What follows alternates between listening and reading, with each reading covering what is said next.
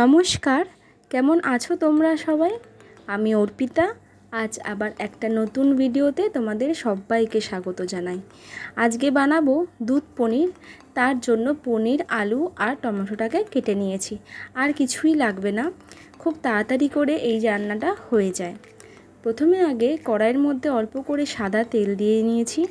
তারপর একে একে পনিরগুলো ভেজে নেব। পনির তো নিরামিষ দিনে তো চলেই, কিন্তু সেটা যদি এইরকমভাবে তোমরা একবার করে খাও তাহলে খুবই খেতে ভালো লাগে, খুব টেস্টি হয় এবং টাইমটাও খুব কম লাগে। তার জন্য দুধও লাগবে, তো আমি দুধটাকে অল্প করে জাল দিয়ে নিচ্ছি, উষ্ণ গরম করলেই হবে। এই যে পনির তো ভাজা হয়ে গেছে, এবার আমি সেই কড়াইতেই একটু করে তেল দিয়ে আবার তার উপরে তেজপাতা আর গোটা গরম মশলা দিয়ে নেব। একটুখানি গরম হয়ে যাওয়ার পরেই তার মধ্যে আমি একে একে আলুগুলো ছেড়ে দেবো।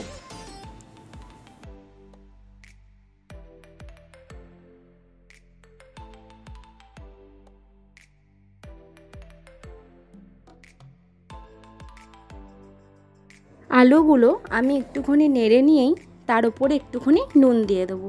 নুন দিলে আলুগুলো তাড়াতাড়ি করে ভাজা হয়ে যাবে।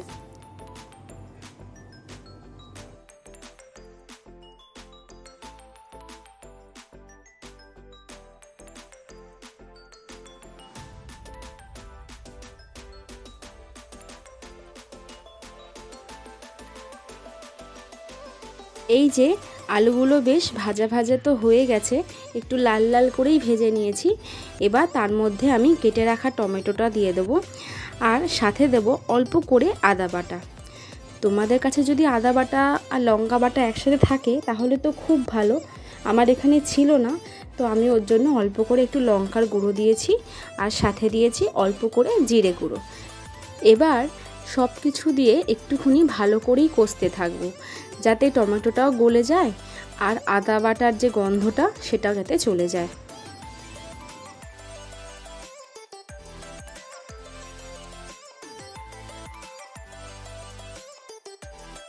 আমি এখানে অল্প করে নুন আর চিনি দিয়েছি, তোমরা কিন্তু নুন আর চিনিটা বুঝেই দিও।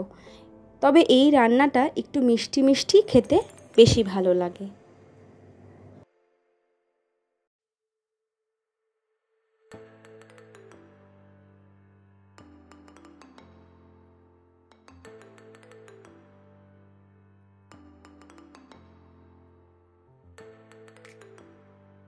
এই যে বেশ ভালো করে কষাতো হয়ে গেছে, তেলও ছেড়ে দিয়েছে। এবার আমি এখানে অল্প করে একটু জল দেব।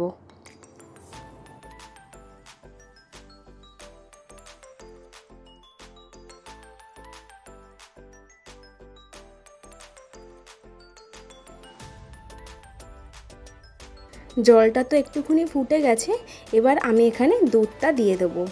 দুধটা কিন্তু উষ্ণ গরম হলেই দেবে, যদি ঠান্ডা দুধ দাও তাহলে কিন্তু দুধটা কেটে যেতে পারে, ওর জন্য দুধটা একটুখানি উষ্ণ গরম দেবে। দুধটা দিতে গিয়ে দুধ আমি ফেলেও দিয়েছি। দুধটা এবার ফুটে গেলেই আমি এখানে ভাজা পনিরগুলো দিয়ে দেবো। একটুখানি নেড়ে নেওয়ার পর এর মধ্যে আমি অল্প করে গরম মশলা ছড়িয়ে দেবো। আমি এখানে সানরাইজের গরম মশলা ইউজ করেছি। ব্যাস আমার রান্না রেডি, দুধ পনির। তোমরা অবশ্যই এরকমভাবে একবার রেসিপিটা ট্রাই করো অ্যান্ড জানিও আমাকে কেমন হয়েছে। যদি ভালো লেগে থাকে তাহলে চ্যানেলটা সাবস্ক্রাইব করে দিও আর একটা লাইক করে দিও। সবাই খুব ভালো থেকো, সুস্থ থেকো। দেখা হবে আবার নতুন কোনো ভিডিওর সাথে। আজকের জন্য বাই।